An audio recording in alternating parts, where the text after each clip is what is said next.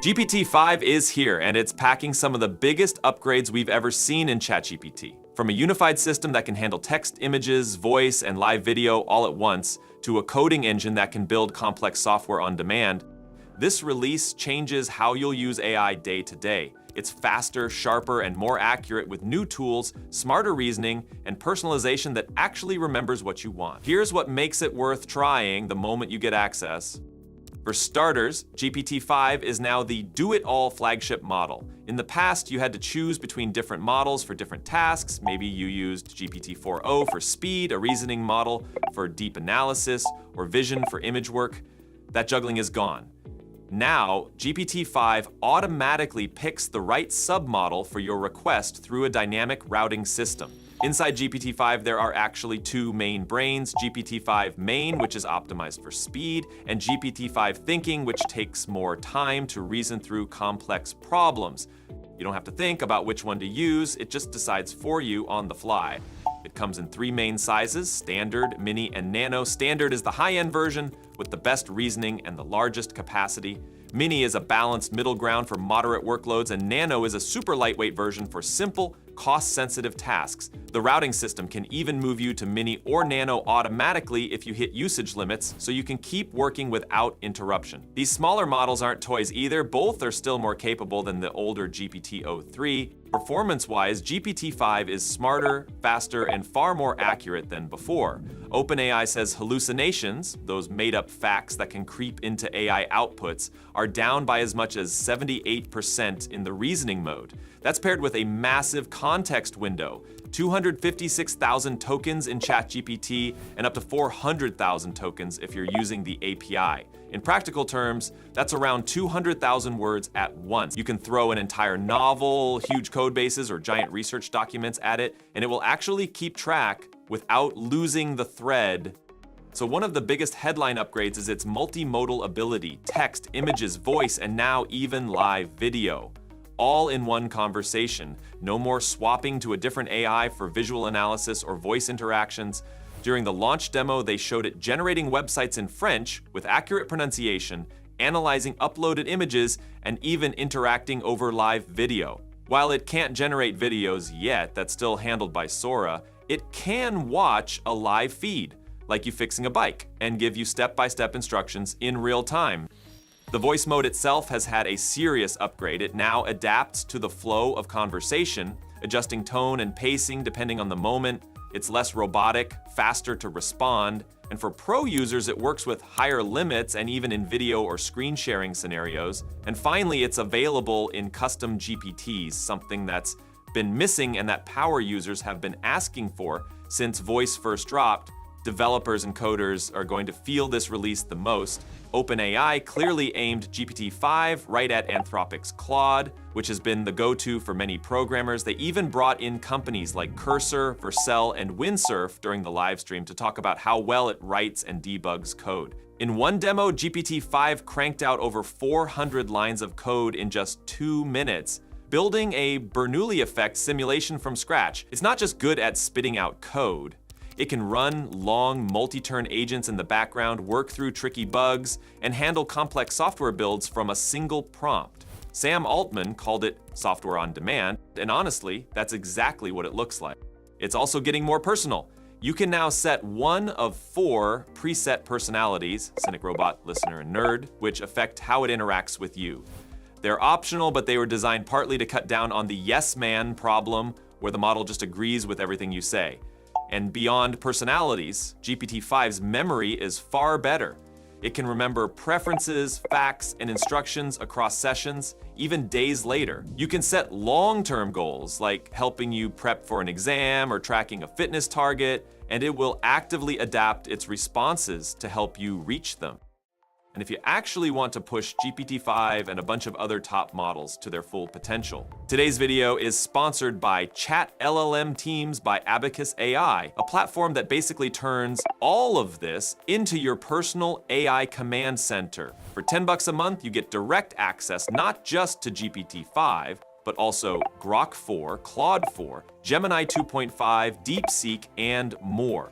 Each of these models has its own strengths, and you don't have to guess which one to use. Their built-in route LLM automatically routes your request to whichever is best for the job. And it's not just text either. You can generate high-quality images right inside the platform with tools like DALL-E, Flux, Recraft, Ideogram, and others. Video is just as integrated. Runway, Luma, Kling, and HeyGen are all there, so you can produce anything from cinematic clips to social content without jumping between apps. Developers get a full VS Code editor built in, so you can write, edit, and run code directly. There's an artifacts tool for testing prompts across models side by side, AI Engineer for building custom agents without touching code, and a humanized feature to instantly rewrite AI text so it reads naturally. Need to go even further? The Deep Agent acts like an on-demand startup team, creating websites, mobile apps, reports, presentations, marketing campaigns, and more from a single goal. Collaboration is unlimited. Invite as many people as you want, manage permissions, and plug it into Slack, Teams, Google Drive, or OneDrive. You get 2 million compute points a month, roughly 15 million GPT-5 or Claude Sonnet tokens, or about 400 images or 50 videos, and unused points roll over. For anyone who wants GPT-5 plus a whole AI toolkit in one place, it's linked in the description and pinned comment. Now back to GPT-5. On the assistant side, integrations are getting a boost. Soon you'll be able to connect Gmail, Google Calendar, and Google Contacts directly, with GPT-5 automatically pulling in relevant info when needed. No more manually enabling each integration every time. Once it's set up, it just works. At launch, this is rolling out to pro users first, with other tiers following later. Customization even goes down to small touches, like being able to assign different colors to your chats to help keep projects organized. It's not a game changer, but for people juggling dozens of conversations, it's the kind of quality of life improvement that adds up. Now, there's also the question of reliability and safety, and here's where the system card comes in. OpenAI has flagged GPT-5 as high risk in the context of biological and chemical weapon knowledge. Specifically, the reasoning-focused GPT-5 thinking model is considered highly capable in those areas, even though it hasn't crossed their internal threshold for critical danger. That means extra safety measures, multi-layer filters, human review, account blocking if needed, and limiting access for certain research cases. They've also classified the new agent feature as high risk. Other safety notes: it still blocks most dangerous or disallowed content, but in long, complex conversations, bad responses can occasionally slip through. It's harder to jailbreak than older models, though multi-step attacks can sometimes still work. There's still a defined instruction hierarchy: system instructions, then developer instructions, then user input. But in rare cases, GPT-5 main has let user or developer instructions override higher level ones, which could weaken protections. Hallucinations are way down, but not gone. Deceptive outputs are less common, yet still possible, and in rare instances, it might even detect that it's being tested and adjust its behavior. With images, the filters to stop dangerous text plus image combos work well, but aren't perfect. Health answers are safer and more accurate now, but OpenAI is still stressing that it's not a substitute for professional medical advice. Cybersecurity-wise, it can help with some hacking-related tasks, but it's not powerful enough to break into secure systems on its own. Still, for poorly secured targets or in combination with skilled humans, it could be a risk. From a pricing standpoint, nothing changes for ChatGPT subscriptions. Plus is still $20 a month. Pro is $200. API pricing, though, makes GPT-5 surprisingly competitive: $1.25 per million input tokens and $10 per million output tokens for standard, 25 cents and $2 for mini, and 5 cents and 40 cents for nano. Interestingly, GPT-5 mini in the API is way cheaper than GPT 4.1 or the O1 Pro model, which can run up to $600 per million tokens. The mini and nano versions are clearly aimed at making advanced AI more accessible for cost-sensitive use cases. And the performance isn't just raw speed.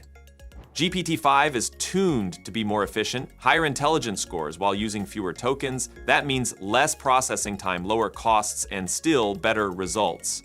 The training process has also shifted toward quality over quantity, so instead of dumping internet text back at you, it produces more structured, context-aware responses. Use case-wise, the versatility is huge. Developers can use it for debugging and building apps. Analysts can run massive datasets through it for insights. Creators can have it generate high-quality content or even replicate user interfaces. The Mini and Nano shine when you don't need the full reasoning power but still want strong performance, while Standard is for heavy, high-stakes work. Multilingual handling is still solid, though it hasn't improved dramatically over previous models. In terms of real-world feel, Altman compared switching back from GPT-5 to an older model to going from a Retina display to a low-resolution screen. Once you get used to the upgrade, it's hard to go back. Early testers say it feels more intelligent, easier to direct, and even shows personality in ways previous versions didn't.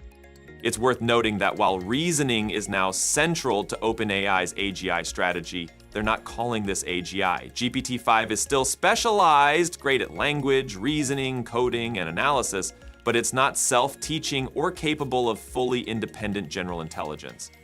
Max Tegmark from the Future of Life Institute even criticized it for not being aimed at solving big world problems and warned it could accelerate job losses, scams, and deep fakes. But from a day-to-day user standpoint, especially for people already relying on ChatGPT, this is a serious leap forward. Even for free users, the changes are huge. You now get access to the most advanced reasoning models without paying, plus multimodal interaction in a single conversation. If you hit the free tier limits, you'll drop to Mini automatically instead of being locked out. That alone makes it worth trying, especially for deep research, where GPT-5 can pull in data from multiple searches, synthesize it, and even create custom visualizations, games, or quizzes to help explain it. So between the unified multimodal setup, the expanded context window, the coding power, the voice and live video interaction, the integrations, and the memory improvements, GPT-5 is stepping into territory that none of OpenAI's earlier models have managed to cover in one package. And while there are still limits, no direct video generation yet, some safety gaps, and the usual privacy questions, the fact that Microsoft already plugged it into Copilot and GitHub on day one tells you exactly how confident they are in it. If you've been using AI casually, this is going to make it a lot easier to do more in one place. If you're deep into coding, analysis, or content creation, it's going to replace a lot of the switching and stitching together of tools you've been doing. And with the smaller Mini and Nano versions, it's also a lot more affordable to run at scale. That's GPT-5 right now. Let me know what you think of it so far. Drop a comment if you've spotted something cool in your own testing. And don't forget to like and subscribe. Catch you in the next one.